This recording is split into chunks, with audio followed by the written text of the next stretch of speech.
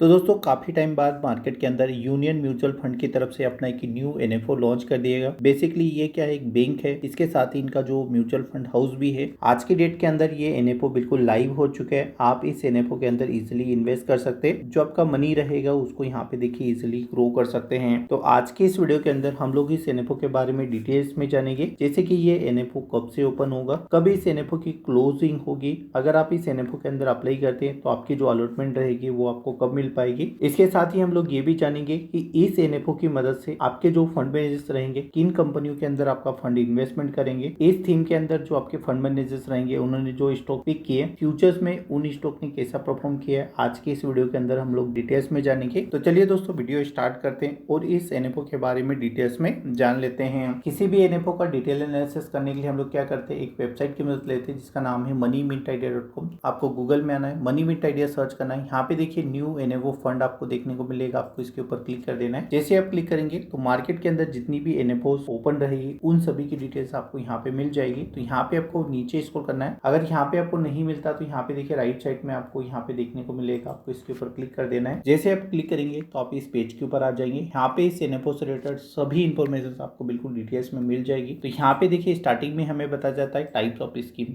यानी कि ये स्कीम किस टाइप की रहने वाली और कहाँ पे जो है आपका पैसा इन्वेस्ट किया जाएगा। तो स्कीम की अगर हम लोग टाइप की बात करें तो ये स्कीम एक ओपन इंडिया टाइप की इक्विटी स्कीम रहने वाली। यहाँ पे देखिए फॉलो करेगी मोमेंटम थीम को, यानी कि फंड मैनेजर्स को जहाँ पे भी मोमेंटम नजर आएगा, चाहे वो इंफ्रा हो, ऑटोमोबाइल हो, ईवी सेक्टर हो, टेलीकॉम सेक्टर हो, एफएमसीजी सेक्टर हो, बैंकिंग सेक्टर हो, जहाँ पे भी उन्हें लगता है भाई मोमेंटम आने वाली, तो फंड मैनेजर्स क्या करेंगे, यहाँ से पैसा निकाल के उस थीम के अंदर ये लोग स्विच करेंगे। ठीक है, तो इससे क्या होगा, जो आपके रिटर्न है वो यहाँ पे मैसिव तरीके से जो है जंप करना स्टार्ट हो जाएंगे, यानी आपको अच्छे रिटर्न मिलने की यहाँ पे जो है संभावनाएं ज्यादा बढ़ जाएगी। इसके साथ ही यहाँ पे देखिए आपको ट्रस्ट मिल जाएगा यूनियन बैंक की तरफ से। ठीक है, यहाँ पे अगर हम लोग टॉप 4 कंपनीज की बात करें तो यहाँ पे देखिए हमें टॉप 4 कंपनीज के अंदर एचडीएफसी बैंक मिल जाता है, जो इंडिया का सबसे लार्जेस्ट प्राइवेट बैंक है। उसके बाद हमें आईसीआईसीआई बैंक लिमिटेड देखने को मिल जाता है, ये भी एक प्राइवेट बैंक है इंडिया का। उसके बाद हमें आईआरएल देखने को मिल जाता है, ये भी दिग्गज कंपनी निफ्टी 50 की। उसके बाद हमें इन्फोसिस लिमिटेड देखने को मिल जाता है, ये भी दिग्गज कंपनी है और ये भी फॉलो करता है निफ्टी 50 के बेंचमार्क को। यहाँ पे हम नीचे आते हैं तो यहाँ पे देखिए हमें इस एनएफओ की इंपोर्टेंट डेट वगैरह है उनके बारे में बताया जाता है। ऑफर टाइम में अगर आप देखेंगे तो 10 रुपए पर यूनिट के हिसाब से आपको अलॉटमेंट मिल जाएगी। स्कीम के टाइप की बात करें तो ओपन इंडिया टाइप की स्कीम रहने वाली है। आगे मैंने इसके अंदर डिस्क्लेमर दे दिया है क्या होती है, किस तरीके से काम करती है। ओपनिंग डेट की बात करें खासकर तो 28 नवंबर 2024 से ये एनएफओ ओपन होगा। क्लोजिंग डेट की अगर हम लोग बात करें तो 12 दिसंबर 2024 से एनएफओ क्लोज हो जाएगा। बेसिक अलॉटमेंट की अगर हम लोग बात करें तो 29 दिसंबर 2024 को एनएफओ क्लोज हो जाएगा। कैटेगरी की बात करें तो यहाँ पे देखिए इक्विटी टाइप की स्कीम रहेगी और एक थीमेटिक स्कीम है, यानी एक थीम को फॉलो करेगी, देन उसी के हिसाब से जो है आपको रिटर्न्स वगैरह मिलने वाले हैं। अभी के टाइम में मिनिमम इन्वेस्टमेंट की बात करें तो एनएफओ पीरियड के अंदर आप 1000 रुपए से यहाँ पे अपना जर्नी स्टार्ट कर सकते हैं। देन जब ये स्कीम लिस्ट हो जाएगी तो उसके बाद आप कम अमाउंट से अपना जो है एसआईपी वगैरह भी स्टार्ट कर सकते हैं। अगर हम लोग रिस्क की बात करें तो वेरी हाई रिस्क जो है यहाँ पे रहने वाला है। स्कीम की अगर हम लोग बेंचमार्क की बात करें तो निफ्टी 500 इंडेक्स फंड इसका टीआरआई रहेगा। तो जो भी स्टॉक यहाँ पे पिक किए जाएंगे इसी के बेंचमार्क के हिसाब से किए जाएंगे और जो क्वालिटी वाले स्टॉक है यहाँ पे जो है वही पिक किए जाएंगे। यहाँ पे हम नीचे आते हैं तो हमें और कुछ एडिशनल इन्फॉर्मेशन मिल जाती है। यहाँ पे देखिए मेक श्योर कर लेते हैं क्या क्या हमें इन्फॉर्मेशन मिलती है। तो सबसे पहले यहाँ पे कंसीडर किया जाता है एग्जिट लोड। तो यहाँ पे देखिए 1% का एग्जिट लोड है। स्टाम्प ड्यूटी की अगर हम लोग बात करें तो ऑलमोस्ट ये सेम ही रहता है। यहाँ पे देखिए मिनिमम इन्वेस्टमेंट अभी के टाइम में 1000 रुपए। जब ये स्कीम लिस्ट हो जाएगी उसके बाद अपना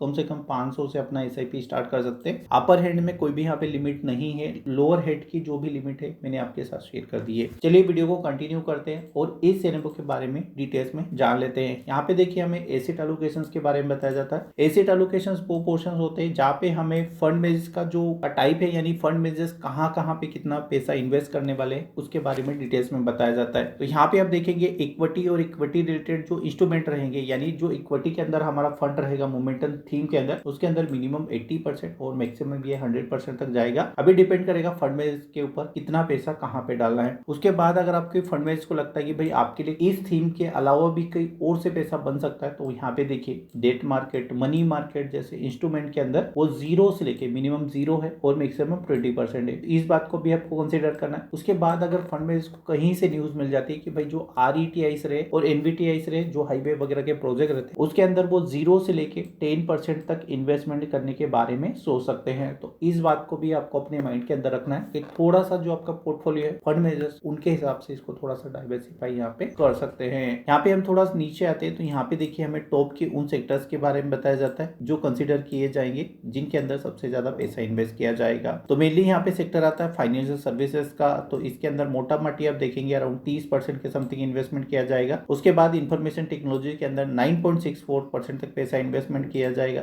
इस बात को भी आपको ध्यान रखना है। सभी सेक्टर्स के बारे में जानने के लिए आपको मनी मिट आइडिया के ऊपर यहाँ पे जो है विजिट करना होगा। यहाँ पे हम नीचे आते हैं तो जो ये फंड है इसमें आपको किस तरीके की रिटर्न मिल सकते हैं उसके बारे में यहाँ पे डिटेल्स में बताया गया है। अगर आप 3 महीने के यहाँ पे रिटर्न देखेंगे यानी क्वार्टरली रिजल्ट देखेंगे तो यहाँ पे देखिए नेगेटिव हमें रिटर्न देखने को मिल जाता है। अगर हम 6 महीने के टाइम ड्यूरेशन के अंदर आते हैं तो हमें 17.80 तक के रिटर्न देखने को मिल जाते हैं। जैसे हम 1 ईयर के टाइम होरिजन के अंदर जाते हैं तो हमें 36% से ज्यादा के रिटर्न देखने को मिल जाते हैं। 5 साल के टाइम फ्रेम के अंदर हम जाते हैं तो 19.77% तक के हमें रिटर्न देखने को मिल जाते हैं। देन अगर हम इसका लाइफ टाइम जर्नी देखते हैं तो हमें 12.74% तक के रिटर्न मिल जाते हैं। तो यहाँ से हमें यह सीखने को मिलता है कि अगर हम किसी भी म्यूचुअल फंड कंपनी के साथ जाते हैं तो जो हमारे कम से कम रिटर्न रहेंगे वो 12% हमें इजिली मिल जाएंगे। अगर आपको इस टाइप के जो रिटर्न है उन्हें सर्टिफिकेशन मिलता है यानी आप इतने रिटर्न से संतुष्ट है तो आप इस स्कीम के साथ जा सकते हैं। अगर आपको ज्यादा रिटर्न चाहिए तो आपको किसी और स्कीम को कंसीडर करना चाहिए क्योंकि यहाँ पे जो आपके रिटर्न रहेंगे 12% से लेकर अराउंड 13% तक जाएंगे। इससे ज्यादा आपको रिटर्न नहीं मिलने वाले। बट यहाँ पे एक पॉजिटिव पॉइंट ये आता है कि जो आपकी कैपिटल है वो ऐसी कंपनी के अंदर इन्वेस्टमेंट की जाएगी जिसके अंदर आपकी जो है कैपिटल सेफ रहेगी। बट अगर आप ज्यादा रिस्क लेना चाहते हैं तो आप किसी और स्कीम को कंसीडर कर सकते हैं। ये स्कीम आपके लिए नहीं है। तो ऑलमोस्ट मुझे लगता है इस वीडियो का जो मोटिव है मैंने आपके साथ शेयर कर दिया और आपको सारी चीजें अच्छे से समझ आ गई होगी। यहाँ पे लास्ट पॉइंट हमारा छूट जाता है कि भाई हमारा रजिस्ट्रार, ठीक है। तो यहाँ पे देखिए केम्स इंडिया ऑनलाइन हमारा रजिस्ट्रार रहेगा। तो जो भी एनएबी वगैरह का डिस्ट्रीब्यूशन होगा वो इसी के जरिए किया जाएगा आपके डीमेट अकाउंट के अंदर। अगर आपको अलॉटमेंट मिल जाती है इस एनएबो के अंदर तो आपका जो एनएबी रहेगा वो इसी के जरिए जो है आपके डीमेट अकाउंट के अंदर डिपॉजिट कर दिया जाएगा। तो मुझे लगता है पूरे वीडियो का कंक्लूजन आपको अच्छे से समझ आ गया होगा। तो चलिए दोस्तों मिलते हैं और किसी नए वीडियो में नई जानकारी के साथ। चलिए धन्यवाद।